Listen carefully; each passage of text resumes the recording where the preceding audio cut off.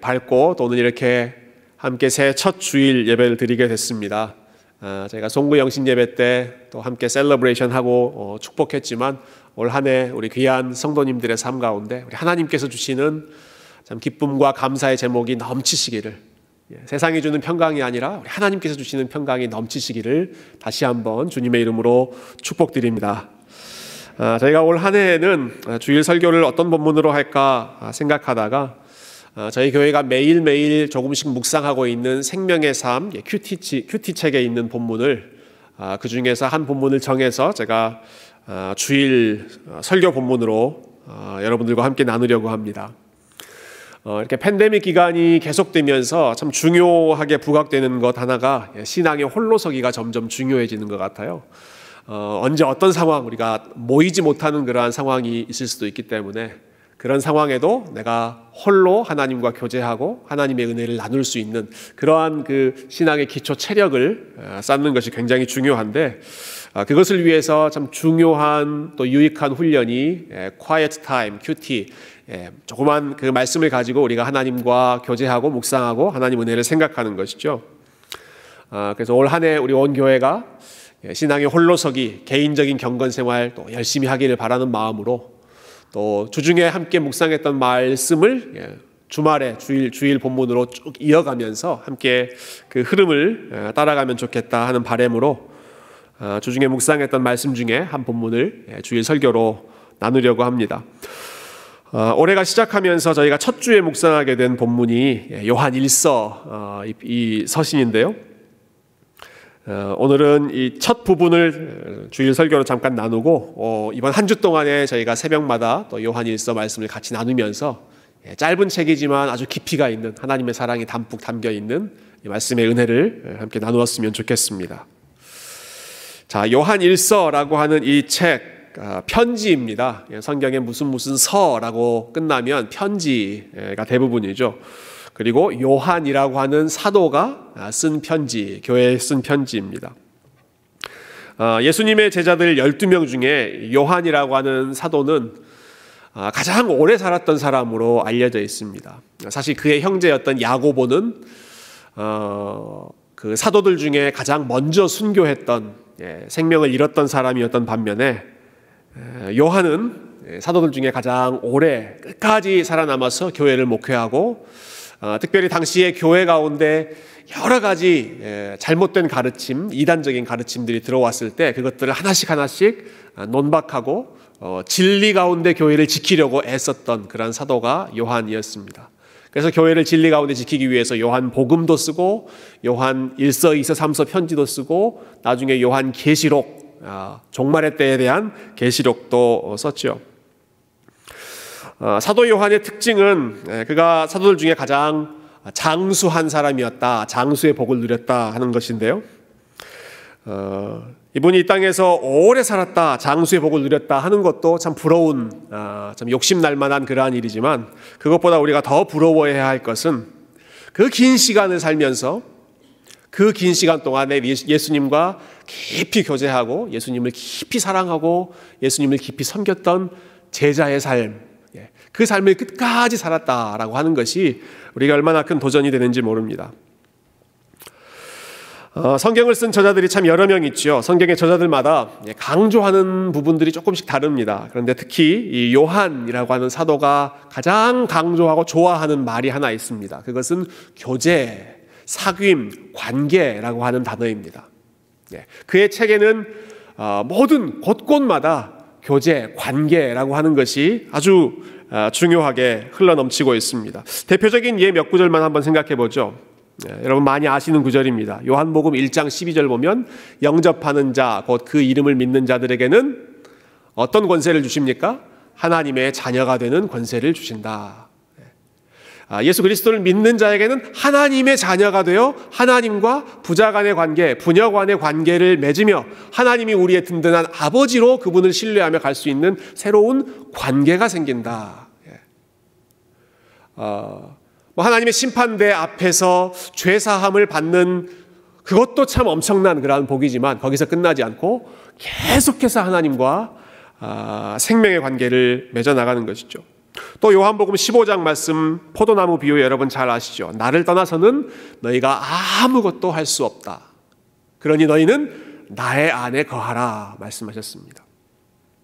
믿음이 무엇인가? 믿음은 예수님이 어떤 분이신지를 단순히 아는 것이 아니라 예수님 안에 거하고 예수님 안에 머물고 예수님과 계속 같이 동행하는 생명의 교제를 나누는 것, 그것이 믿음이라는 것이죠.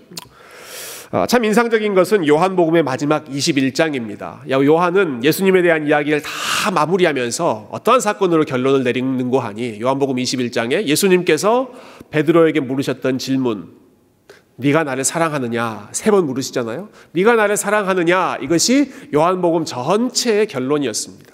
그러니까 요한이 생각하는 예수님을 따라간다, 예수님을 믿는다라고 하는 것은 무엇입니까? 예수님을 통해서 하나님과 하나님의 자녀가 되는 권세를 누리는 것이고 예수님 안에 거하는 것이고 네가 나를 사랑하느냐? 예수님을 사랑하고 또 사랑하고 또 사랑하면서 그분 따라가는 것이 믿음의 핵심. 아주 주님과의 그 친밀한 관계가 철철 넘치고 있죠. 여러분 오늘 본문에도 보시면 요한이 예수님과 얼마나 친밀한 관계를 맺고 살아왔는지가 여실히 드러나는데요. 1절 한번 보실까요? 1절 보시면 이렇게 나옵니다. 태초부터 있는 생명의 말씀에 관하여는, 지금 예수님을 이렇게 표현한 것이죠. 태초부터 있는 생명의 말씀, 그 예수님에 대해서는 우리가 들은 바요, 눈으로 본 바요, 자세히 보고 우리의 손에 만진 바라. 요한이 사용한 표현들 여러분 한번 주목해 보십시오. 그가 예수님과 어떤 관계를 맺었다라고 지금 이야기합니까? 우리가 보았고 들었고 그냥 본 정도가 아니라 자세히 보았고 그리고 우리 손으로 만진 것처럼 생생한 주님을 나는 만났다. 여기 나오는 동사들, 보다, 듣다, 느끼다, 이건 인간의 구체적인 감각을 묘사하는 그러한 동사들이죠. 요한은 이러한 동사들을 사용해서 예수님과의 관계를 표현하고 있습니다. 들었다, 봤다, 그리고 심지어는 손으로 만졌고 예수님의 그 숨결을 느끼면서 나는 함께 동행해 왔다는 것이죠. 2절에도 역시 동일합니다. 2절에도 보시면 이 영원한 생명을 우리가 보았고 증언하여 너희에게 전한다 이렇게 말하고 있고요. 또 3절에도 보면 우리가 보고 들은 바를 너희에게도 전한다. 요한은 단순히 나는 예수님을 압니다, 나는 예수님을 믿습니다 라고 고백하지 않았습니다. 요한은 내가 보았고 들었고 자세히 살폈고 만지고 느꼈던 바로 그 예수님을 여러분들과 함께 나누고 싶습니다. 이렇게 예수님에 대한 본인의 경험을 함께 나누고 있는 것이죠. 특히 놀라운 점, 참 도전이 되는 것은 지금 요한 1서가 언제 쓰여졌는가, 기록되었는가 하는 것입니다. 이것은 요한 사도가 인생을 마무리하면서 썼던 편지입니다. 노년에, 학자들은 80세 이상이었을 것이다 이렇게 많이들 이야기하는데요. 80세 이상의 어르신, 노년에 계신 분이 나는 주님을 만났고 보았고 만졌고 아주 생생하게 그 주님과의 관계를 그대로 표현하고 있는 것이죠. 여기 사용된 동사들이 이제 헬라어로는 완료 시제가 사용되었다 이제 그렇게 나오는데요. 헬라어 동사 중에 이제 완료형이라고 하는 시제는 과거에 한번 일어나고 끝난 것이 아니라 과거에서부터 지금 현재 시점까지 계속 지속되고 있는 영향력이 그대로 유지되고 있는 것을 표현할 때 완료형 동사를 씁니다. 여기 나오는 동사들이 바로 그런 동사였습니다. 아주 청년의 때 열정으로 가득 찬 그 20대 30대 그때의 주님을 만났고 그것으로 끝나는 것이 아니라 그때 내가 만났던 주님이 70대 80대 내가 지금 생을 마무리하는 지금 이 순간에도 여전히 나는 그 주님을 보고 듣고 만지면서 살아가고 있다. 얼마나 놀라운 고백인지 모릅니다. 그렇게 생생하게 만났던 그 예수님을 나는 여러분들에게 알려주고 싶습니다 말하고 있는 것이죠. 여러분 오늘 본문에서 이 사도 요한이 언급하고 있는 말하고 있는 예수님은 어떤 누군가로부터 제3자로부터 그가 주워들어서 알게 된 예수님이 아니었습니다. 그가 말하는 예수님은 어느 정도 예수님과 적당한 거리를 유지하면서 객관적으로 그분에 대해서 평가하고 객관적으로 그분에 대해서 관찰해서 알게 된 그러한 예수님이 아니었습니다.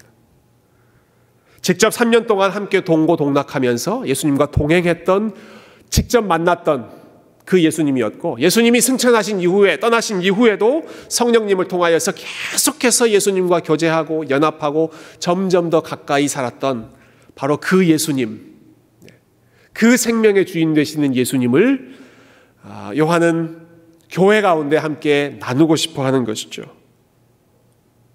그래서 요한 1서의 특징 중에 하나는 여기 나오는 주어의 문장의 주어가 온통 1인칭 주어로 사용되고 있다 하는 것입니다. 저는 이 요한의 신앙을 1인칭의 신앙이다, 좀 그렇게 표현해 보고 싶어요. 1인칭이라고 하는 것 아시죠? 나를 기준으로 생각하는 것이죠. 내가 만난 예수님입니다. 반면에 3인칭의 신앙도 있습니다. 1인칭의 신앙이 내가 직접 만난 예수님이라고 한다면, 3인칭의 신앙은 누군가로부터 전해 들은, 누군가가 만났던 그 주님을 간접적으로 내가 배운, 그렇게 해서 알게 된 주님, 그것을 3인칭의 신앙이라고 부를 수 있겠죠. 우리 옛말에 콩 심은 데 콩 나고 팥 심은 데 뭐가 납니까? 팥 난다라고 하는 말이 있습니다. 여러분 정말 그렇습니까? 정말 그렇습니까? 직접 심어보신 분들은 자신 있게 말씀하실 수 있을 겁니다. 콩 심은 데 콩 나고 팥 심은 데 팥 난다. 저는 심어보지 않았습니다. 그래서 제가 할 수 있는 말은 콩 심은 데 콩 나고 팥 심은 데 팥 난대요. 어디 책에서 그렇게 읽어봤어요. 저는 그 정도밖에 말할 수 없습니다. 그렇지만 직접 심어보고 경험해본 사람은 어떻게 말할까요? 내가 심어봤는데 진짜 콩 심은 데는 콩 나고 팥 심은 데는 팥이 납니다. 그렇게 이야기할 수 있겠죠. 예수님에 대해서도 마찬가지입니다. 예수님이 생명의 말씀이래요. 혹은 예수님이 구원이시래요. 이렇게 간접적으로 표현하기 쉽습니다. 그러나 그렇게 말하는 것과 예수님은 생명의 말씀입니다. 예수님은 우리의 구원이십니다. 예수님은 우리의 소망이십니다. 예수님은 나의 주인이십니다. 이것을 개인의 고백으로 1인칭으로 고백하는 것은 천지차이죠. 여러분, 사도 요한이 보여주고 있는 모습이 두 번째 경우입니다. 내가 봤어. 내가 들었어. 내가 직접 만져봤어. 내가 그분의 숨결을 느껴봤어. 진짜 그분은 우리의 생명이셨어. 1인칭의 신앙의 대표적인 주자가 바로 이 사도 요한이죠. 오늘날 참 우려스러운 것 중에 한 가지는요, 우리가 신앙생활을 하면서 1인칭의 신앙이 아니라 3인칭의 신앙을 갖기에 너무 좋은 환경이 되어가고 있다는 것입니다. 여러분, 예수님에 대한 좋은 책, 강의, 설교 이런 것들이 얼마나 넘쳐나고 그것을 쉽게 우리가 접할 수 있는지 모릅니다. 특히 온라인 매체에 그러한 정보들이 굉장히 많이 있죠. 이전에도 유튜브의 영향력이 아주 막강했습니다마는 여러분, 팬데믹 기간이 지속되고 있는 이 기간, 이 시기에는 정말 유튜브의 영향은 무소불위의 권력입니다. 절대적입니다.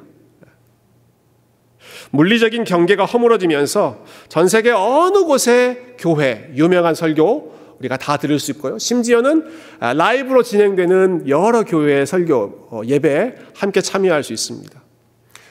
특히 미국은 또 한국과 시차도 다르잖아요. 한국에서 주일 예배 설교하는 것 토요일 저녁이면 관심 있는 분들은 또 가서 참여하실 수 있으실 겁니다. 물론 여러분, 잘 준비된 인터넷 설교를 통해서 우리가 은혜를 받을 수 있습니다. 또 이전에 알지 못했던 것도 우리가 배울 수 있고, 혹은 우리 교회에서 하지 못하는 다른 더 풍성한 것을 누릴 수 있는 그러한 장점도 있죠.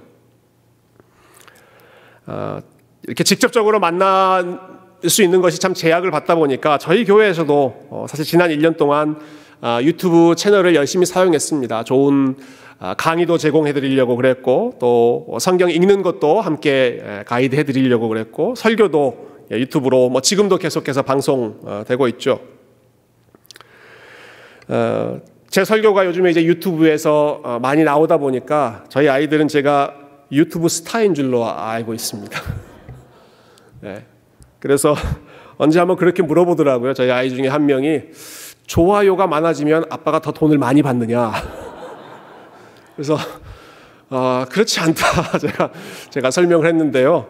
예, 여러분 뭐 우리 교회 구독한다고 좋아요 누른다고 저한테 오는 게 별로 없습니다만 그래도 좋아요를 좀 많이 눌러주시기 바랍니다. 예. 유튜브를 통해서 우리가 얻는 유익이 있어요. 좋은 정보들 많이 얻을 수 있어요. 그런데 우리가 조심해야 될 게 있습니다. 그것은 유튜브에 떠도는 정보들은 꼭 신앙에 관한 정보만이 아니라 뭐 뉴스나 여러 가지 그런 내용도 다 마찬가지죠. 검증하기가 쉽지 않습니다. 그리고 두 번째는 한쪽으로 편향되기가 쉽습니다. 내가 좋아하는 쪽 계속해서 여러분 내가 어떤 설교를 딱 듣잖아요. 그러면 알고리즘이 쫙 연결돼 가지고 비슷한 성향의 설교들이 또 다 연결이 되죠.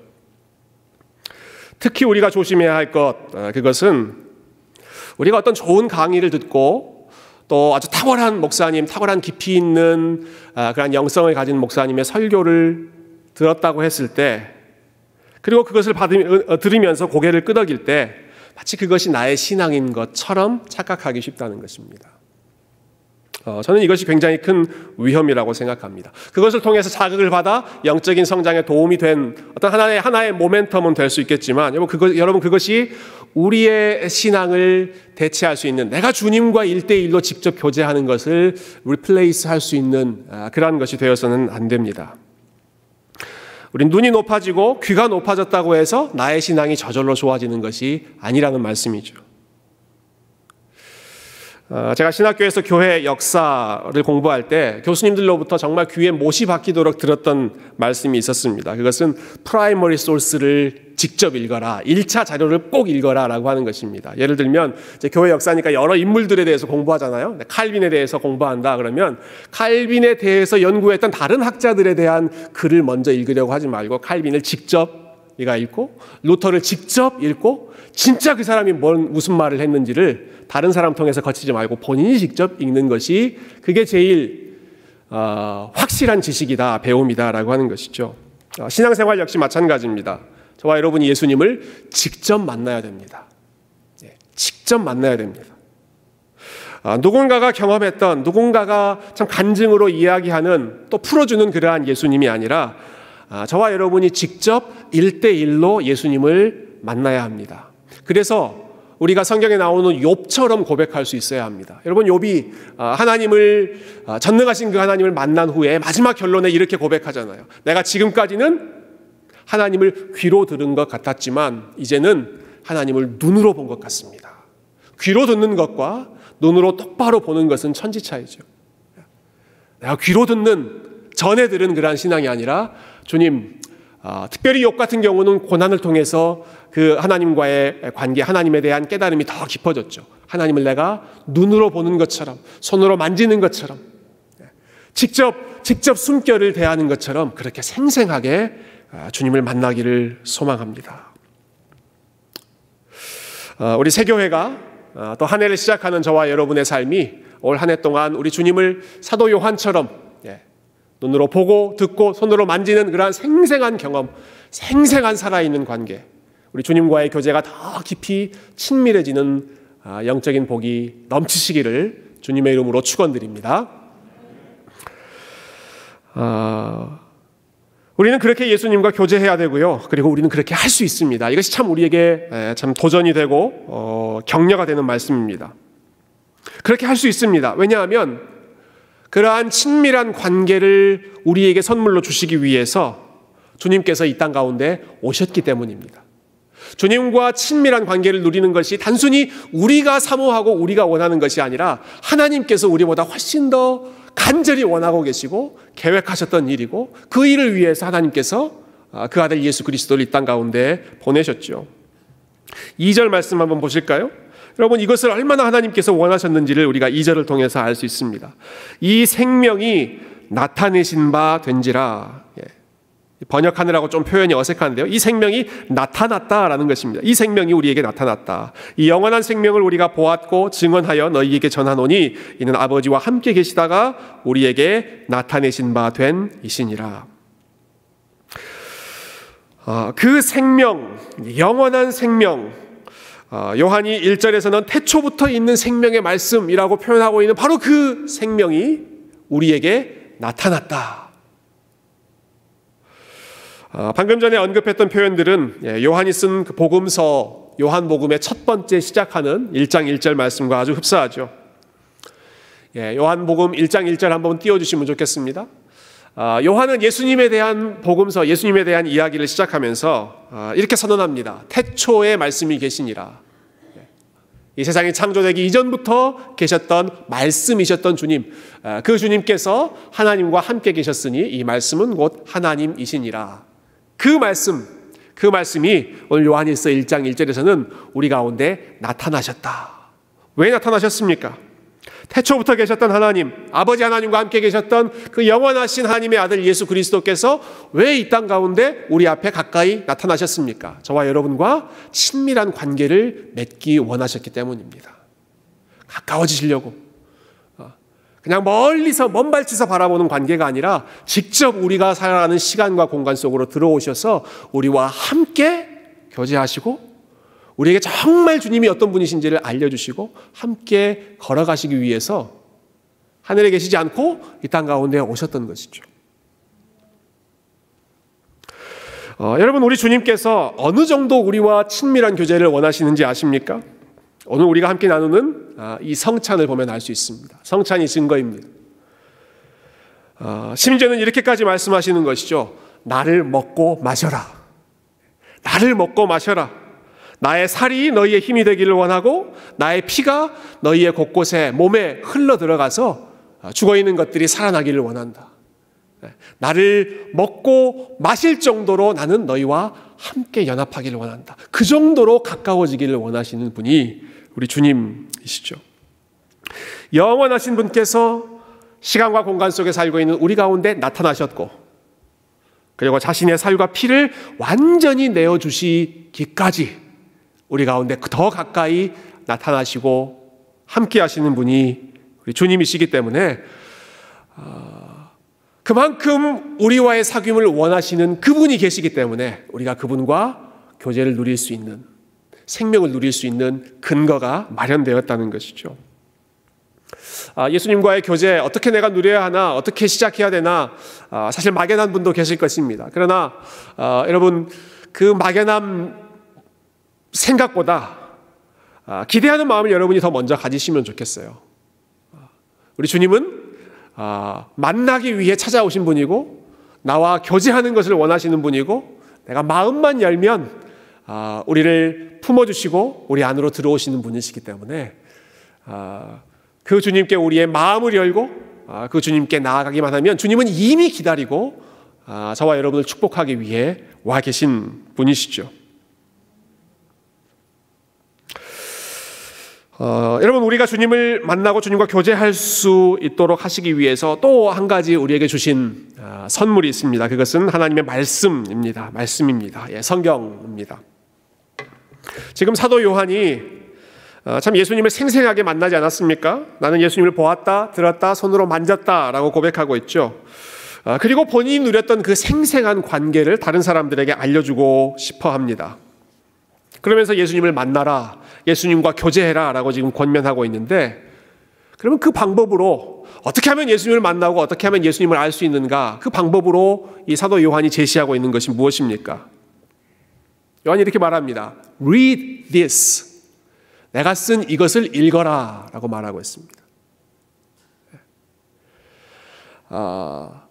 나는 3년 동안 예수님과 함께 있었다, 함께 동행했다, 나는 사도였다, 과거로 타임머신을 타고 주님께로 돌아가자, 그렇게 이야기하지 않습니다. 내가 만났던 그 주님에 대해서 증언하고 있는 이 기록, 이 말씀을 읽으면 내가 만났던 그 주님을 여러분들도 똑같이 만날 수 있습니다.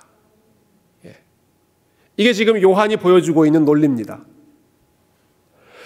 여러분, 저는 요한이 이런 마음으로 이 성경을 쓰지 않았을 것 같아요. 편지를 쓰지 않았을 것 같아요. 나는 직접 예수님과 3년 동안 동행했지만 여러분들은 그렇게 할 수 없으니까 아쉬운 대로 이거라도 한번 읽어보십시오. 맛보기라도 한번 보십시오. 이런 마음으로 편지를 쓰지 않았습니다. 그가 성령의 감동으로 요한복음을 쓰고 요한 서신을 쓰고 요한 계시록을 쓸 때에는 내가 만났던 그 주님을 여러분이 이 책을 읽으면 똑같이 만날 수 있습니다 라는 확신을 가지고 기대함을 가지고 성경을 기록했습니다. 사실은 그것보다 한 걸음 더 나아가서 내가 만났던 것보다 더 복되게 주님을 만날 수 있다, 그 확신을 가지고 요한은 편지를 쓰고 복음서를 썼습니다. 그것을 단적으로 우리가 볼 수 있는 좀 중요한 본문이 하나 있는데요. 요한복음 20장에 보면 예수님께서 부활하신 다음에 제자들이 예수님을 만나잖아요. 직접 보잖아요. 또 예수님 말씀을 듣잖아요. 심지어는 예수님을 만져보죠. 예수님께서 만져보라고 하시죠. 나는 영이 아니라 진짜 살아있는 몸이다. 그래서 못자국도 만져봐라, 창자국도 만져봐라. 그래서 도마가 만져보지 않습니까? 많은 학자들은 오늘 본문에 나오는 이 요한이 내가 만져봤다라고 하는 것이 아마 그 부활의 사건과 연결되는 그것을 반영하는 표현일 것이다 라고 생각하는데요. 그렇게 만져봐라, 봐라 라고 예수님께서 말씀하신 후에 결론적으로 덧붙여 주신 말씀이 있습니다. 너희는 보고 믿느냐?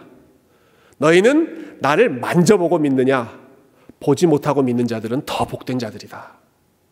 나를 직접 손으로 만져보지 않았지만 너희들의 증언을 통해서, 너희들이 기록한 그 말씀을 통해서 나를 믿고 나를 만나는 그런 사람들은 너희들보다 훨씬 더 복된 사람들이다. 여러분, 우리가 성경을 통해서 주님을 만나고 주님을 믿고 주님을 사랑하게 된다면 베드로보다, 요한보다, 야고보다 저와 여러분이 훨씬 더 복된 사람인 줄로 믿습니다. 여러분, 이것은 제 말이 아닙니다. 예수님께서 그렇게 말씀하셨습니다. 성경을 통해서, 기록된 말씀을 통해서 살아계신 인격체이신 그 말씀을 우리가 만날 수 있는 그러한 복을 우리 가운데 주신 것이죠. 그럼 베드로도 똑같은 고백을 한 적이 있는데요. 베드로가 얼마나 예수님과 많은 시간을 보냈습니까? 베드로가 특별히 예수님께서 그 변화산, 산 속에서 영광스럽게 변화된 모습, 그것을 직접 보았고 그때 하늘에서 하나님께서 하시는 그 음성을 베드로가 직접 들었던 사람입니다. 근데 베드로가 그 사건을 베드로후서 1장에서 기록하면서 이렇게 이야기해요. 나는 그때 하늘로부터 들리는 그 음성을 들었다. 그 소리를 들었다. 그러나 우리에게는 그보다 더 확실한 예언의 말씀이 있다. 이 두 가지를 한번 비교해 보십시오. 베드로가 변화산에서 직접 하나님으로부터 들었던 그 소리, 얼마나 영광스러운 소리겠습니까? 그런데 우리에게는 그보다 더 확실하고 그보다 더 좋은 예언의 말씀, 성경의 말씀이 있다라고 하는 것입니다. 그러니까 이 기록된 말씀이 정말 살아계신 그 주님을 만날 수 있는 최고의 도구이고 최고의 리소스, 자원이고 우리에게 주신 최고의 재산이다라고 하는 것이죠. 새해가 되면 우리가 항상 다짐하죠. 말씀 열심히 읽어야지. 여러분 다시 그 다짐하시기 바랍니다. 올 한 해 동안 말씀을 읽고 말씀 묵상하고 말씀을 가까이 하시는 가운데 이 말씀이 보여주고 있는 그 참된 말씀, 영원한 생명의 말씀, 예수 그리스도를 더 깊이 만나고 교제하는 저와 여러분이 다 되실 수 있기를 주님의 이름으로 축원드립니다. 근데 이것이 참 쉽지 않죠. 생각만큼 쉽지 않습니다. 그래서 이것을 잘 하라고 우리에게 주신 또 하나의 선물이 바로 공동체입니다. 공동체. 제가 요한의 신앙은 1인칭의 신앙이었다 이렇게 말씀드렸는데요. 1인칭이긴 한데 1인칭 단수 I, me의 신앙이 아니라 요한일서는 온통 1인칭 복수 we, 우리의 신앙입니다. 요한이 제일 많이 사용하고 있는 단어가 우리입니다. 우리. 요한일서는 5장밖에 안 되는 짧은 책인데 그 안에 우리라고 하는 단어가 150번 나온다고 그래요. 대단하죠. 오늘 우리가 읽었던 본문도 1절부터 4절까지 총 4절밖에 안 되는 본문이지만 거기에 보면 우리라고 하는 단어가 9번 나오고 있습니다. 온통 우리. 즉 예수님과의 관계는 나와 예수님 사이의 1대1만의 관계가 아니라 그것은 우리가 함께 누려야 하는 관계고 우리가 함께 누릴 때 더 깊이 누릴 수 있는 관계라는 것이죠. 참 중요한 말씀이 3절인데요. 3절 제가 마지막으로 읽어보겠습니다. 3절 보시면 우리가 보고 들은 바를 너희에게도 전함은 너희로 우리와 사귐이 있게 하려 함이니 우리의 사귐은 아버지와 그의 아들 예수 그리스도와 더불어 누림이라. 좀 문장이 깁니다. 이걸 제가 좀 제 나름대로 간단하게 심플하게 표현해 봤습니다. 우리랑 교제합시다. 그러면 주님과도 교제할 수 있습니다. 이렇게 정리해도 크게 다르지 않습니다. 우리랑 교제합시다. 내가 알고 있는 예수님에 대한 지식을 여러분들께 나눠드릴게요. 이거 가지고 우리 함께 교제합시다. 그러면 여러분이 아버지와 그 아들과도 함께 누리고 사귈 수 있습니다. 참 놀라운 고백이죠. 주님과의 교제를 위해서 쓰임받을 수 있는 도구, 통로가 나와의 교제다라고 하는 것입니다. 물론 요한 개인에 대한 교제가 아니죠. 요한이 가지고 있는, 요한이 만났던 그 예수님에 대한 체험과 지식과 그러한 은혜를 함께 나눌 때 그것을 바탕으로 주님과의 교제가 더 깊어질 수 있다. 성도 간의 교제가 살아계신 주님과의 교제의 밑거름이 되고 통로가 되고 재산이 된다라고 하는 것입니다. 각 사람이 말씀을 통해 주님과 교제하고 그리고 그 지식과 경험을 함께 나눌 때 결국 그것이 우리에게 다시 복으로 되돌아와서 그것을 통해서 주님을 더 깊이 알게 되는 이러한 일종의 좋은 의미에서의 순환이라고 할까요? 선순환이 성도 간의 교제를 통해 주님과의 교제가 깊어지는 은혜로 나타나는 것입니다. 특히 팬데믹 기간 동안에 성도 간의 교제 쉽지 않지만 여러분 그러나 참 열심을 내시고 또 지혜를 발휘하셔서 계속해서 성도들과 교제하시고 말씀을 함께 나누시고 함께 기도의 관계를 이어가시고 그래서 함께 주님 안에서 성장하시기를 소망합니다. 제가 올해 우리 교회 표어를 뭘로 정했는지 혹시 아십니까? 역시 센스가 있으십니다. 이런 거는 실력이 좋은 게 아니라 시력이 좋은 겁니다. 여기를 보시면 뭐라고 써 있습니까? 멈추지 말고 걸어가라 라고 정했습니다. 한번 따라서 해보실래요? 멈추지 말고 걸어가라. 우리 무엇을 향해서 걸어가야 됩니까? 예수 그리스도를 향해서 멈추지 말고 걸어가십시다.